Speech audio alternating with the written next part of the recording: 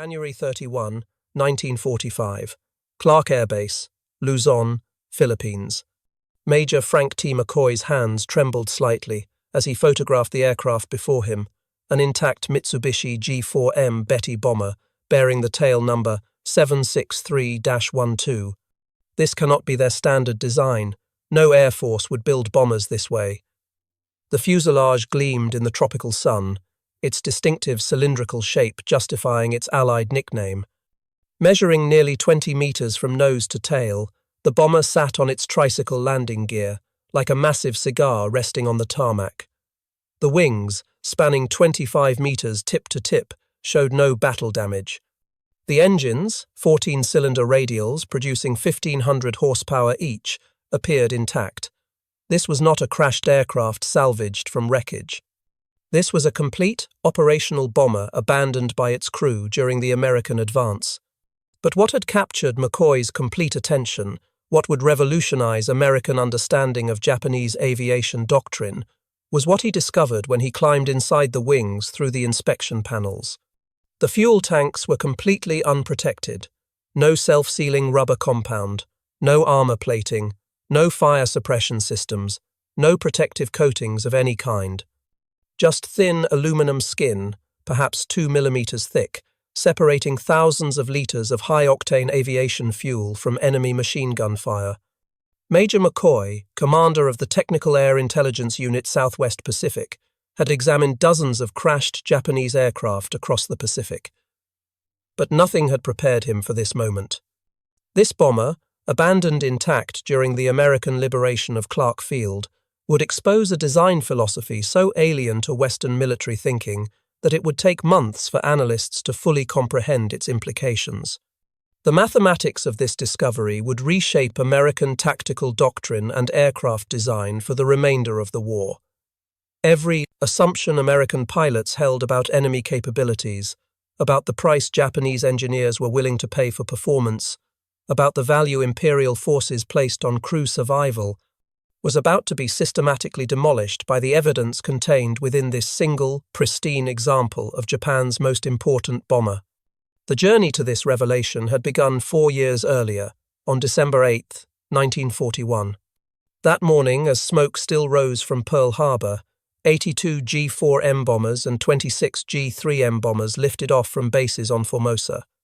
Their target was Clark Field itself, the primary American air base in the Philippines. The attack achieved complete tactical surprise. Arriving at 12:35 in the afternoon, the Japanese formation flew at 20,000 feet, beyond the reach of American anti-aircraft guns. 27 bombers from the initial wave dropped 636 bombs across Clark Field's runways and facilities. Moments later, 0 fighters swept in at treetop level, their machine guns destroying every aircraft that had survived the bombing run.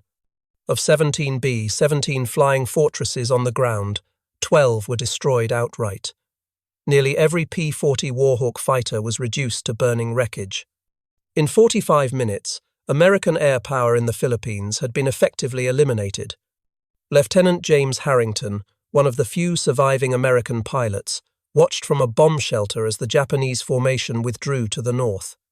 "What struck me was how they came in," he later wrote in his combat report. "Perfect formation, high altitude, totally beyond our reach. Then the fighters dropped down and tore us apart. We couldn't get a single plane airborne, but the Betty bombers themselves had departed untouched. The few American fighters that managed to get airborne arrived too late, finding only empty sky.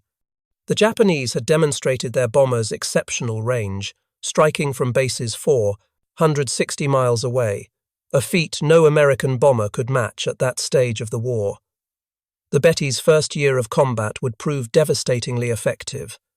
On December 10, 1941, just 2 days after the Clark Field raid, 26 G4M bombers joined with older G3M Nell bombers in attacking Force Z, a British naval task force built around the battleship HMS Prince of Wales and the battlecruiser HMS Repulse. The attack began at approximately 12:20 in the afternoon. Japanese bombers approached in coordinated waves, their torpedo runs executed with precision that stunned British observers. The Betty bombers carried Type 91 aerial torpedoes, each weighing 840 kilograms with a 205-kilogram warhead. The torpedoes were designed specifically for shallow water operations, running at depths that could strike ships even in coastal waters. The torpedo attacks focused on the two capital ships with devastating accuracy. Prince of Wales, a battleship displacing 43,000 tons and representing the newest generation of British naval power, took at least 6 torpedo hits, along with damage from level bombers. The underwater explosions ripped massive holes in the ship's hull, flooding overwhelmed damage control efforts. The battleship began listing severely.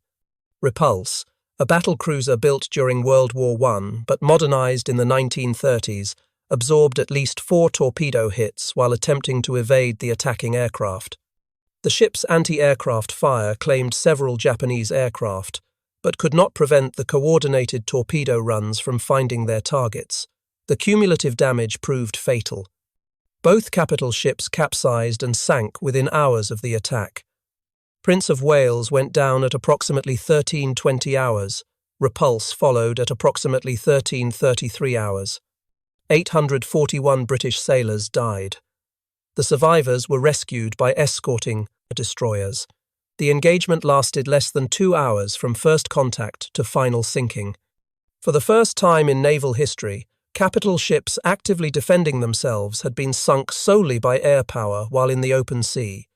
The G4M Betty Bomber had achieved what naval theorists had debated for decades. British naval superiority in Asian waters had been shattered in 90 minutes. Across the Pacific Theater through early 1942, American and Allied pilots encountered Betty bombers in every major engagement. The aircraft seemed to operate with impunity, striking targets at ranges that defied conventional understanding. They hit Darwin, Australia from bases 1,500 miles away, demonstrating reach that exceeded any Allied bomber's capability. They attacked Port Moresby from airfields across New Guinea's mountain ranges, maintaining pressure on Allied positions throughout the southwest Pacific.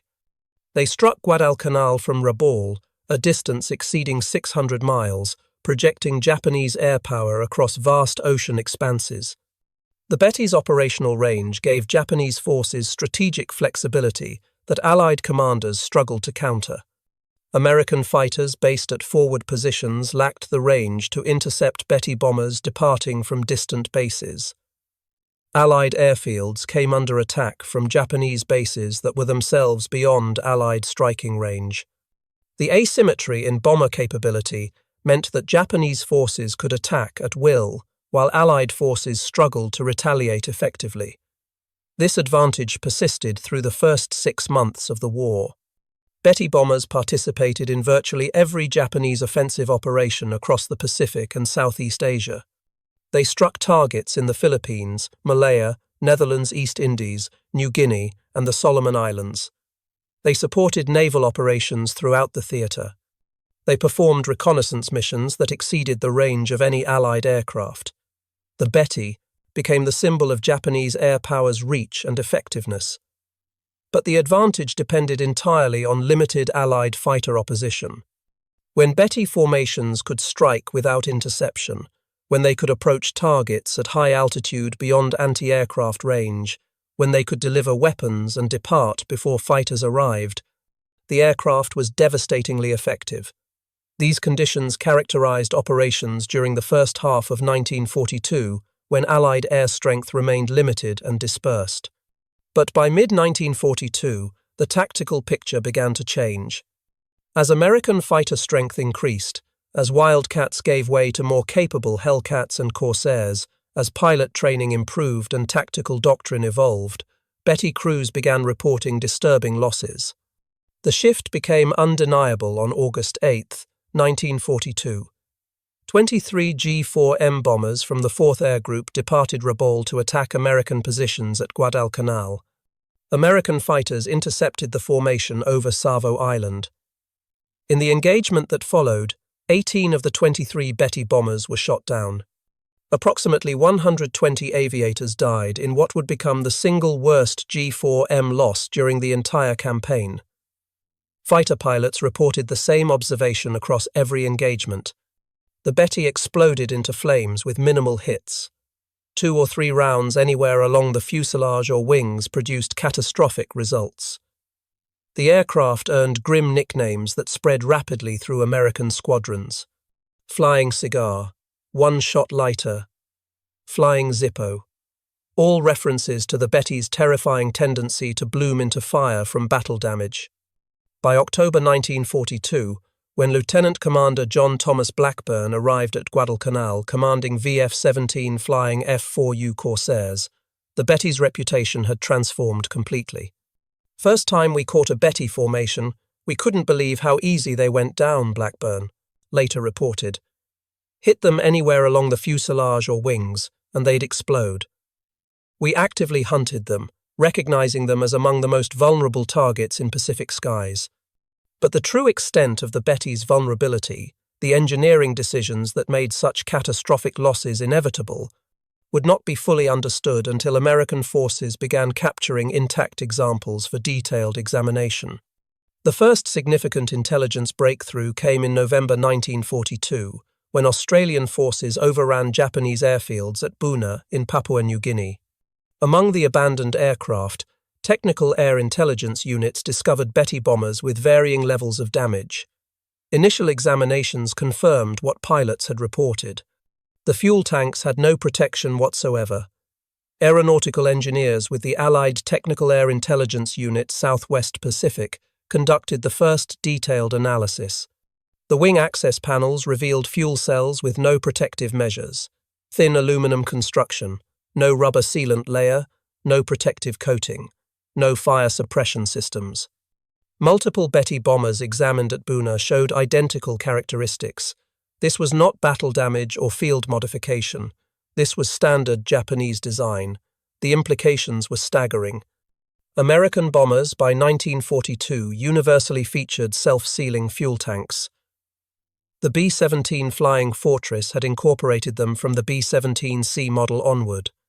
The B-24 Liberator had featured them from the XB-24B prototype.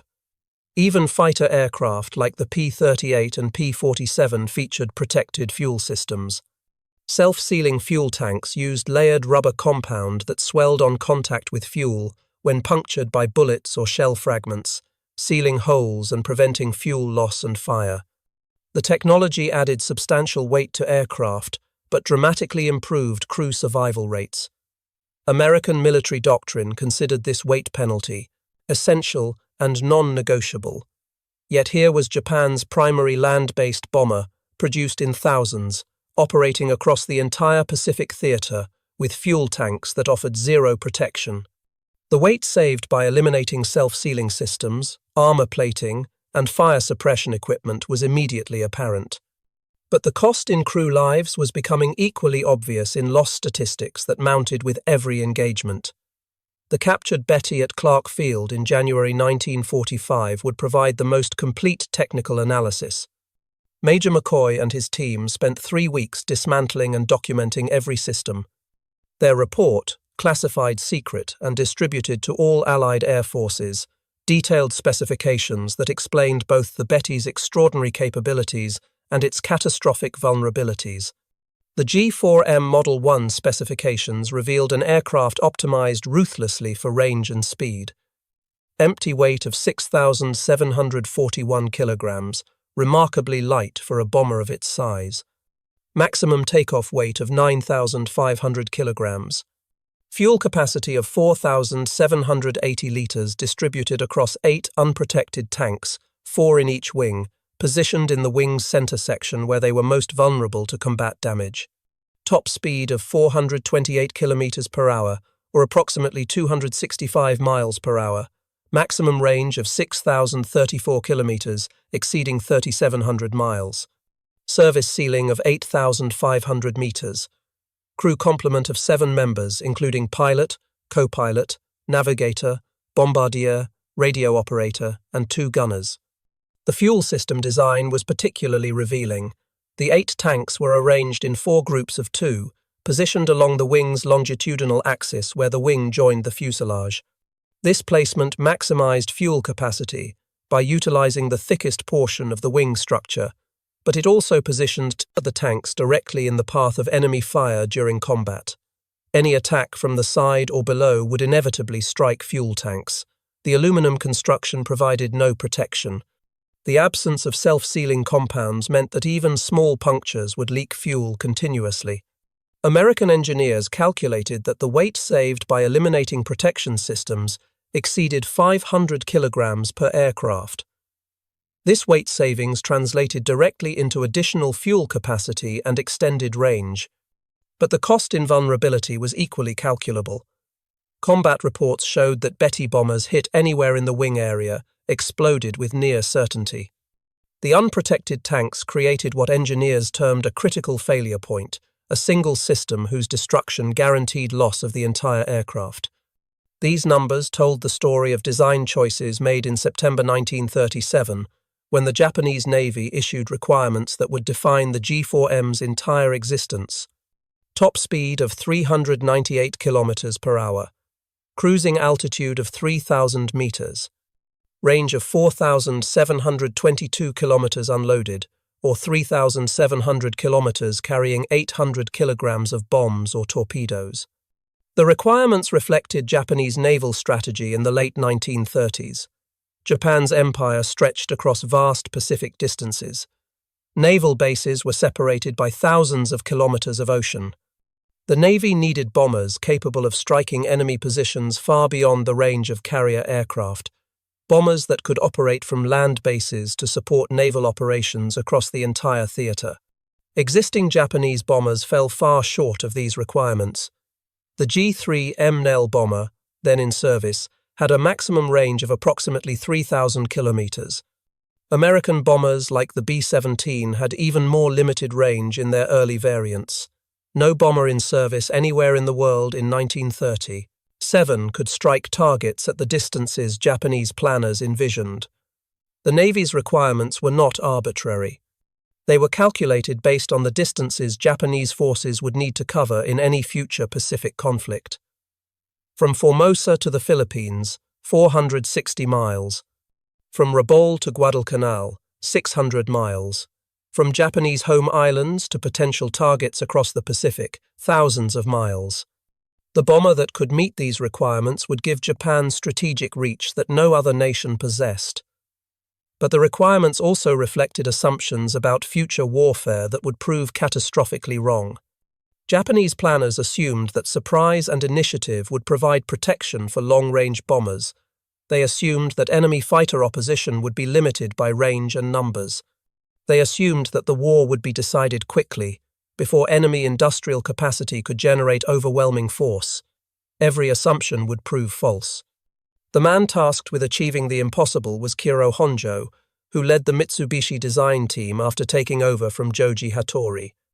Honjo had studied bomber design at Junkers in Germany during the early 1930s, absorbing European aeronautical engineering principles and manufacturing techniques before returning to Japan.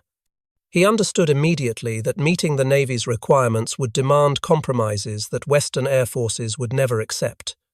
Honjo assembled a team of engineers at Mitsubishi's Nagoya facilities to tackle the design challenges. The team analyzed every aspect of bomber design, calculating weight budgets for every component and system. They studied existing bombers from multiple nations, identifying where weight could be reduced without compromising structural integrity. They experimented with new construction techniques and materials that might offer weight savings. The mathematics were brutally simple. To achieve the required range, the aircraft needed massive fuel capacity. Each liter of aviation fuel weighed approximately 0.8 kilograms. 4,780 liters of fuel meant approximately 3,800 kilograms of fuel weight at full load. To achieve the required speed with this fuel load, the aircraft needed minimal weight. Every kilogram added to the empty weight reduced either range or payload capacity. These two requirements existed in direct opposition. Fuel was heavy, protection systems were heavy, armor plating weighing hundreds of kilograms would be required to protect crew positions and vital systems. Self-sealing fuel tanks added substantial weight through the rubber compounds and additional structure required. Fire suppression systems added weight. Redundant safety measures added weight. The cumulative weight of adequate protection would prevent achieving the required performance. Honjo made the decision that would define the G4M throughout its service life. Protection would be sacrificed for performance.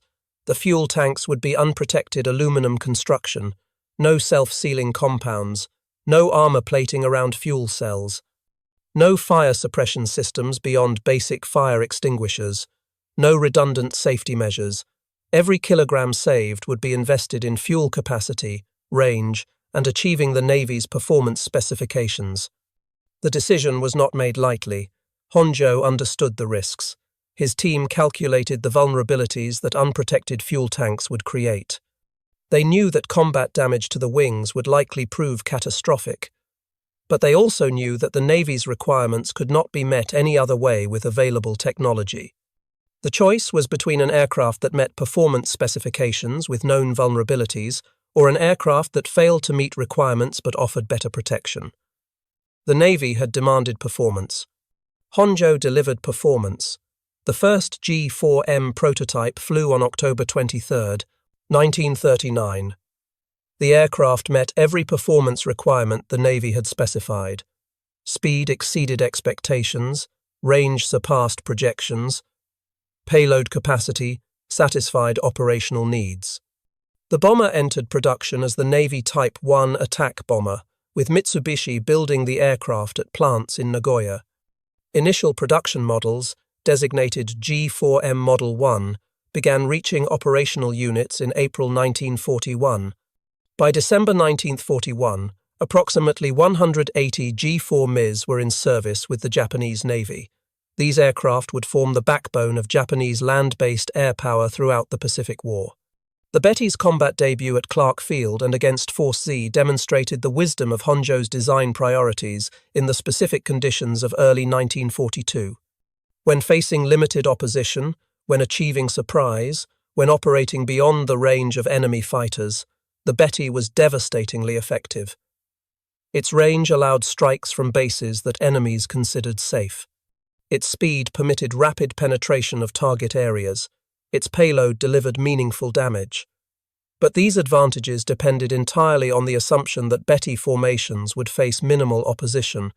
The moment American fighter strength increased, the moment interception became routine, the moment sustained combat became inevitable, every design choice that prioritized range over protection became a death sentence for crews. The Guadalcanal campaign exposed the fundamental flaw in the Betty's design philosophy. From August through October 1942, more than 100 G4M bombers were lost with their crews in what became a sustained bloodletting that Japanese air forces could not sustain. The single mission on August 8 alone destroyed 18 of 23 aircraft with approximately 120 aviators killed. The pattern repeated with brutal consistency throughout the campaign. Betty formations would depart from Rabaul, fly 600 miles to Guadalcanal, engage American fighters, and suffer catastrophic losses. August 9th saw additional bombers lost. August 10th brought more losses. By the end of August, the 4th Air Group had been effectively destroyed as an operational unit. September brought no respite. Betty formations continued striking American positions at Guadalcanal, and American fighters continued destroying them in overwhelming numbers. The mathematics were inexorable. Japanese forces needed to strike American positions to contest control of the island. Betty bombers provided the only means of delivering meaningful strike capability from Rabaul. But every mission resulted in losses that could not be replaced. October saw the pattern continue. American fighter strength increased as more squadrons arrived at Henderson Field. Pilot quality improved as combat experience accumulated. Tactical doctrine evolved to exploit Betty vulnerabilities more effectively. Japanese losses accelerated even as the number of bombers available for missions declined. By November, when the Guadalcanal campaign effectively ended with Japanese withdrawal, Betty losses exceeded 100 aircraft. Crew casualties approached 700 men dead. The exchange rate was unsustainable. Japan's most capable land-based bomber had been rendered obsolete by its own vulnerabilities. transformed from a feared weapon into what American pilots called easy meat. Japanese planners had expected losses. All military operations involve casualties, but the scale of Betty losses exceeded every projection. The unprotected fuel tanks that permitted 6,000-kilometer range also guaranteed that any hit to wings or fuselage would likely prove fatal. There was no middle ground, no wounded bombers limping home, no damaged but survivable aircraft. Betty bombers either returned untouched or exploded in flames. By mid-1943, Japanese engineers recognized that modifications were essential. Starting with the 663rd aircraft produced in March 1943, 30mm rubber sheets were installed beneath wing surfaces where fuel tanks were located. These sheets were not true self-sealing tanks. They were a compromise measure, adding minimal weight while providing limited protection against fuel leakage. The modification reduced top speed by 9 km per hour. Maximum range decreased by 315 kilometers, but crew survival rates showed no significant improvement. The rubber sheets could slow fuel leakage from small caliber hits. They could not prevent fires from larger caliber rounds or cannon shells. They could not stop explosions when tracers ignited fuel vapor. The fundamental vulnerability remained unchanged. Japanese designers attempted more comprehensive protection with the G4M Model 3, introduced in October 1944. This variant featured actual self-sealing fuel tanks, with capacity reduced to 4,490 litres to accommodate the leak-blocking material. The modification reduced maximum range to 3,640 kilometres, a loss of more than 2,000 kilometres compared to the original G4M Model 1. Approximately 60 G4M Model 3 aircraft were produced by war's end. The modification came too late and in too limited numbers to affect the Betty's combat record. By late 1944, American air superiority was so complete that no level of fuel tank protection would have permitted Betty bombers to operate effectively. The war's outcome had already been determined. The Betty's vulnerability became so notorious that American forces began using the aircraft in ways that highlighted the dangers Japanese crews faced. On April 18, 1943, the Betty bomber became the instrument of Admiral Isoroku Yamamoto's death in an engagement that demonstrated both American signals intelligence capabilities and the aircraft's fatal weaknesses. American code breakers intercepted Japanese communications, indicating that Yamamoto would fly from Rabaul to Bougainville on April 18th. The Admiral would travel aboard a G4M bomber with a fighter escort. 18 P-38 Lightnings from the 339th Fighter Squadron were assigned to intercept the flight, though only 16 actually flew the mission after one aircraft blew a tire on takeoff and another suffered drop tank failures. The mission required extraordinary precision. The P-38s would fly over 400 miles at wave-top height to avoid radar detection, navigate across open ocean without landmarks, and arrive at exactly the calculated intercept point at exactly the calculated time. Any error in navigation, any deviation in timing, would result in mission failure. The intercept had to occur within a narrow window when Yamamoto's aircraft would be vulnerable. The P-38s departed Guadalcanal at 07:25 hours. They flew at 50 feet above the ocean for over 400 miles, maintaining strict radio silence. Navigation was by dead reckoning and timing. The formation arrived at the calculated intercept point with precision that would become legendary in aviation history. At 09:34 hours, exactly on schedule and exactly 1 minute ahead of the calculated intercept time, the P-38 spotted Yamamoto's formation. 2 Betty bombers flying at low altitude with 6 Zero fighters as escort. Captain Thomas Lanphier and First Lieutenant Rex Barber broke from the formation to engage the bombers, while other P-38s held off the Zero fighters. Barber engaged the lead Betty bomber, which carried Admiral Yamamoto. The bomber took hits to the wing area where the unprotected fuel tanks were located. The aircraft exploded in flames and crashed in the jungle. Yamamoto's body was recovered, the following day. He had been killed by injuries sustained during the crash. The second Betty bomber also crashed, killing all aboard. The operation demonstrated multiple aspects of Allied superiority. American signals intelligence had intercepted and decoded Japanese communications. American planning had calculated intercept timing with 1-minute precision over 400 miles of ocean. American fighters had executed the mission flawlessly, despite extraordinary navigation challenges, and the Betty bomber's vulnerabilities had guaranteed that successful interception would be fatal. There was no possibility of Yamamoto's bomber surviving once it came under attack. The unprotected fuel tanks ensured that any damage would be catastrophic. The Betty's vulnerability reached its most dramatic demonstration on March 21, 1945. 18 G4M bombers took off from Kanoya Air Base, each carrying an MXY-7 Oka rocket bomb beneath its fuselage.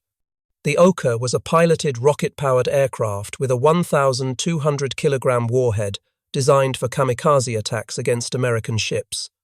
The mission required the Betty bombers to fly within 20 kilometers of their targets before releasing the Oka aircraft. The Oka pilot would then ignite the rocket motor and dive at speeds exceeding 650 kilometers per hour toward American ships. The warhead's 1,200 kilograms of explosives would destroy any vessel it struck, but the mission depended entirely on the Betty bombers surviving long enough to reach release range. The formation departed Kanoya at approximately 14:30 hours. The 18 G4M bombers flew in tight formation with fighter escort, heading toward American naval forces off Okinawa. Each bomber carried an Oka weapon beneath its fuselage, adding substantial weight and drag that reduced speed and maneuverability. The bombers were even more vulnerable than usual, unable to evade or maneuver effectively while carrying the Oka loads. American radar detected the formation at approximately 100 miles distance. F-6, F Hellcat fighters from USS Hornet were scrambled to intercept. The Hellcats reached the Japanese formation well before it approached release range for the Oka weapons. In the engagement that followed, American fighters systematically destroyed the entire formation. The Betty bombers, already vulnerable under normal circumstances, proved completely helpless while carrying Oka weapons. The additional weight prevented evasive maneuvers. The external weapon created drag that reduced speed. The unprotected fuel tanks guaranteed that any hit would be fatal. One by one, the bombers exploded and fell into the ocean. Not a single Betty bomber survived to reach release range. Not a single Oka weapon was launched against American ships. 137 bomber crew members and 15 Oka pilots died in the attack. The mission represented the ultimate expression of the Betty's fundamental flaw. An aircraft designed to deliver weapons to distant targets could not survive to deliver those weapons when facing prepared opposition. The extraordinary range that made the mission theoretically possible meant nothing when the aircraft exploded before reaching weapon release range. The final mission flown by Betty bombers came on August 19, 1945, 4 days after Emperor Hirohito announced Japan's surrender. 2 white-painted G4M bombers with green crosses departed Atsugi Airfield carrying Japanese representatives to discuss surrender terms with Allied forces. The aircraft, given call signs Bataan 1 and Bataan 2, flew to Ieshima, where the Japanese delegation transferred to an American C-54 for transport to Manila. The symbolism was profound and deliberate. The white paint and green crosses indicated peaceful intent, transforming the bombers from weapons of war into vehicles of diplomacy. The call signs Bataan 1 and Bataan 2 referenced the location where American forces had surrendered to Japan in April 1942, one of the most devastating defeats in American military history. Now, 3 years later, aircraft bearing those call signs carried Japan's surrender delegation. Lieutenant Den Sudo piloted one of the surrender aircraft, a G6M Model 1 transport variant converted from the bomber airframe. The transport variants retained the Betty's distinctive cylindrical fuselage and wing configuration, but carried passengers and cargo rather than weapons. The crew wore dress uniforms rather than flight suits. The aircraft carried no weapons, no ammunition, no military equipment of any kind beyond what was necessary for flight. The flight from Atsugi to Ieshima covered approximately 1,000 kilometers, well within the Betty's range, even in transport configuration. American fighters escorted the white Betty bombers throughout their flight, ensuring they remained on the prescribed course. The escort was both protective and supervisory, guaranteeing safe passage while preventing any deviation from planned routes. The white Betty bombers with green crosses became the final image of the aircraft that had opened the Pacific War at Clark Field in December 1941. The circle was complete. The bomber that had destroyed American air power in the Philippines in the war's first hours now carried Japan's surrender delegation in the war's final days. The aircraft that had symbolized Japanese air power's reach and effectiveness now symbolized Japan's defeat and submission to Allied terms. The Betty's production statistics reflect both the aircraft's importance to Japanese operations and the terrible cost of its design philosophy. Total production reached approximately 2,414 aircraft across all variants, though some sources cite figures as high as 2,435 when including all prototypes and subtypes. The variation in total numbers reflects different methods of counting prototypes, subtypes, and transport variants. The G4M Model 1 comprised approximately 1,172 aircraft, produced from 1941 through early 1943. This variant featured the original unprotected fuel tank design, with capacity of 4,780 litres. Top speed reached 428 km per hour. Maximum range of 6,034 kilometers made it the longest-ranged bomber in service anywhere in the world. But the complete absence of protection systems made it catastrophically vulnerable once American fighter strength increased. The G4M, Model 2, with increased fuel capacity and slightly higher speed, accounted for approximately 1,142 examples produced from 1943 through 1945. This variant increased fuel capacity to 6,490 litres, extending maximum range even further. Top speed increased slightly to 437 km per hour. But the Model 2 retained the fundamental vulnerability of unprotected fuel tanks. The modifications improved performance without addressing survivability. The G4M, Model 3, designated Model 34, represented the only variant with actual self-sealing fuel tanks.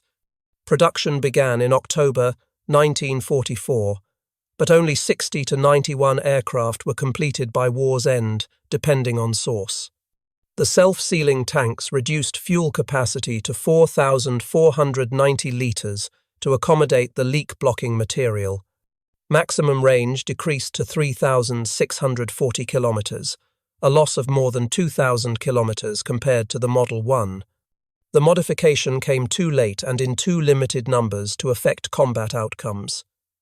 The G6M transport variant, converted from bomber airframes, added another 30 aircraft.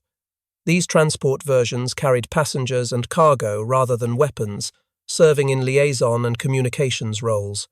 The G6M Model 1 used for one of the surrender aircraft in August 1945 represented this variant. Production continued through August 1945, with final aircraft completed just days before Japan's surrender. Mitsubishi factories produced Betty bombers at peak rates of approximately 100 aircraft per month during 1943. Production decreased in 1944 and 1945 as Allied bombing disrupted Japanese industry and as resources were diverted to fighter production for homeland defense. These production numbers made the Betty one of Japan's most numerous bombers, exceeded only by some fighter types in total production. Over 4 years of war, Mitsubishi delivered approximately 2,400 aircraft to Japanese Navy units across the Pacific Theater. The bombers served in every major campaign, participated in every significant naval engagement, and struck targets across distances spanning thousands of kilometers. But production statistics tell only part of the story. Loss rates tell the rest. Few Betty bombers survived to war's end. The overwhelming majority were destroyed in combat, consumed by the fires that the unprotected fuel tanks made inevitable. By August 1945, when Japan surrendered, only a handful of operational Betty bombers remained in service. The aircraft that had numbered in hundreds in 1942 had been reduced to dozens by attrition that no amount of production could replace. The casualty statistics among Betty crews were similarly devastating, though exact numbers remain difficult to verify from available records. What is certain is that thousands of Japanese aircrew died in Betty bombers, their deaths made nearly inevitable by the aircraft's fundamental vulnerabilities. The unprotected fuel tanks created conditions where survival depended entirely on avoiding combat damage. Once hit, Betty bombers rarely survived. Once on fire, they never survived. The crews understood these odds and flew anyway, because military discipline and cultural values demanded that they accept the risks regardless of consequences. Surviving Betty crews were unanimous in their assessment. The aircraft's unprotected fuel tanks made survival a matter of pure chance. No amount of skill, no tactical innovation, no courage could compensate for the fundamental vulnerability built into every G4M. Former Flight Petty Officer Masao Sato, who completed 28 combat missions before transfer to training duties, offered the most direct summary. The Betty was a magnificent aircraft that asked us to die for its range. We flew it because we were ordered to fly it. We died in it because that was what it was designed to make us do. The comparison with Allied bomber protection systems highlights the stark difference in design philosophy. The B-17 Flying Fortress featured armor plating protecting pilot and co-pilot seats, with steel plates ranging from 0.30 to 0.31 inches thick. Armored bulkheads protected crew positions throughout the fuselage. The bombardier position featured armored glass. Waist gunner positions included protective shields. Self-sealing fuel tanks were standard from the B-17C model onward, introduced in 1941. The B-25 Mitchell incorporated similar comprehensive protection. Pilot and co-pilot seats featured armor backing. Fuel tanks included self-sealing compounds from early production. The B-25's empty weight of approximately 9,100 kilograms reflected the substantial weight penalty of protection systems, roughly 2,000 kilograms heavier than the Betty despite similar size and role. The weight penalty for Allied protection systems was substantial and accepted as necessary. American studies during the war demonstrated the effectiveness of crew protection measures with statistical precision.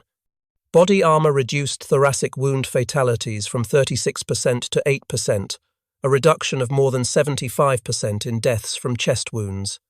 Self-sealing fuel tanks reduced fire-related casualties by similar margins. Aircraft equipped with protected fuel systems showed survival rates 3 to 4 times higher than unprotected aircraft when damaged in combat. Protected crew positions increased survival rates in damaged aircraft by providing shielding from shell fragments and small arms fire. Armored glass prevented pilot casualties from head-on attacks. Bulkheads compartmentalized the fuselage, preventing fire or damage in one section from spreading throughout the aircraft.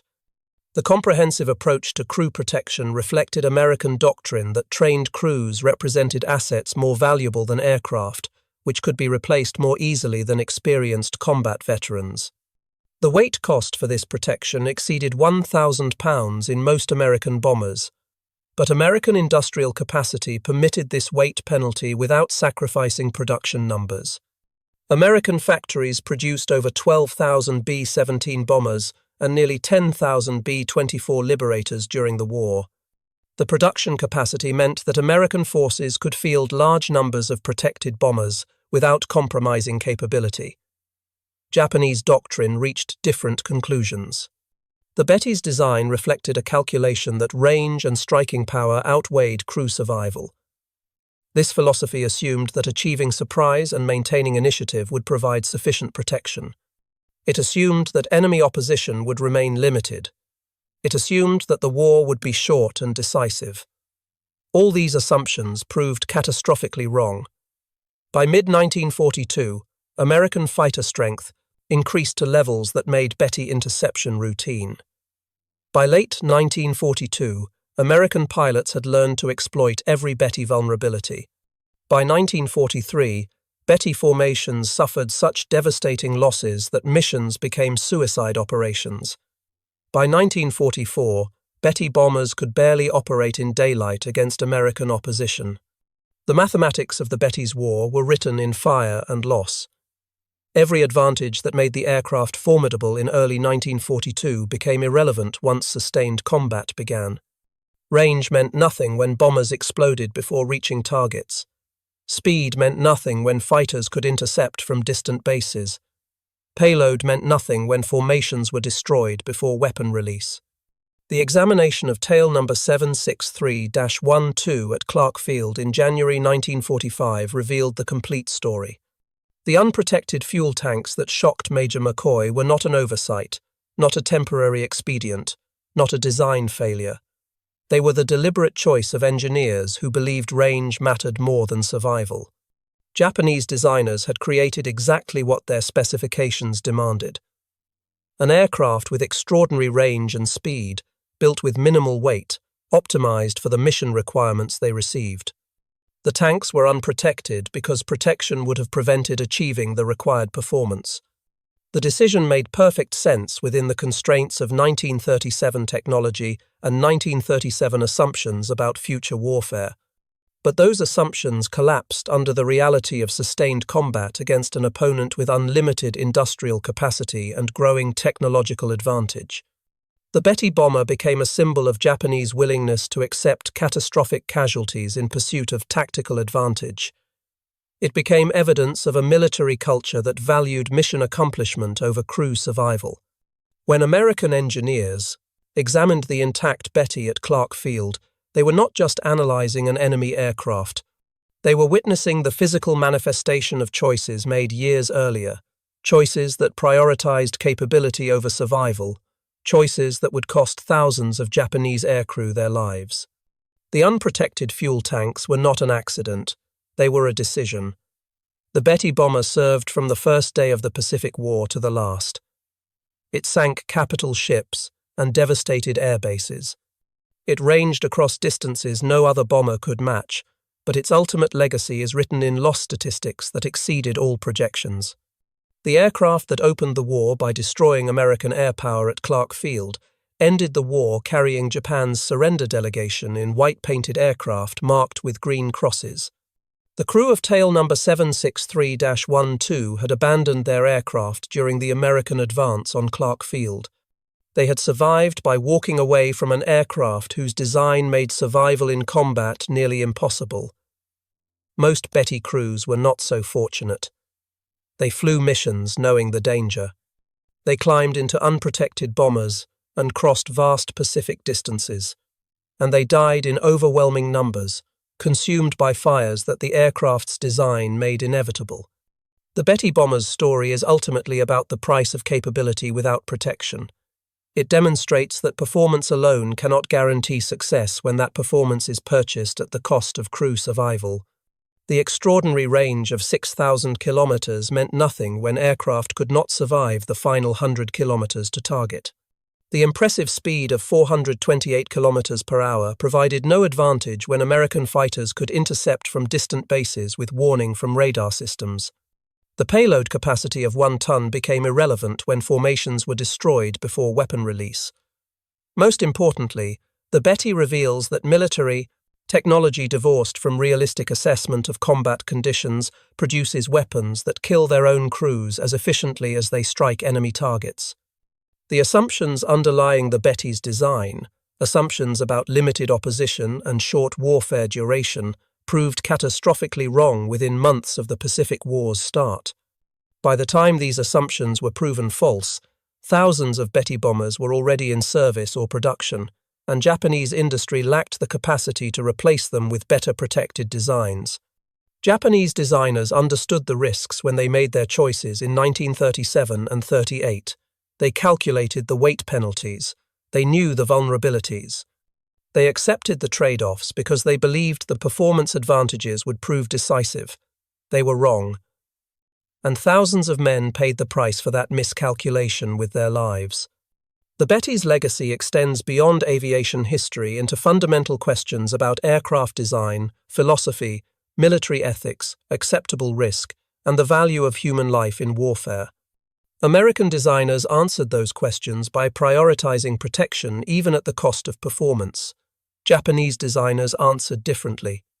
It stands as evidence of what happens when capability is prioritized over survivability, when range is purchased with crew lives, when performance requirements override protection considerations.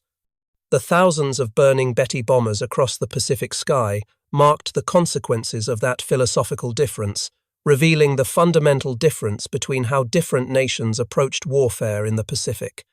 American forces designed aircraft to bring crews home. Japanese forces designed aircraft to reach targets regardless of cost. In the end, the nation that valued crew survival built an air force that could sustain operations indefinitely. The nation that accepted catastrophic casualties for performance advantages built an air force that destroyed itself through attrition. The examination of tail number 763-12 at Clark Field provided the final proof of what Allied forces had suspected for years. The Betty bomber was not poorly designed. It was brilliantly designed to achieve specific goals. Those goals simply did not include bringing Japanese crews home alive. And in that single fact lies the entire story of why Japan lost the Pacific War.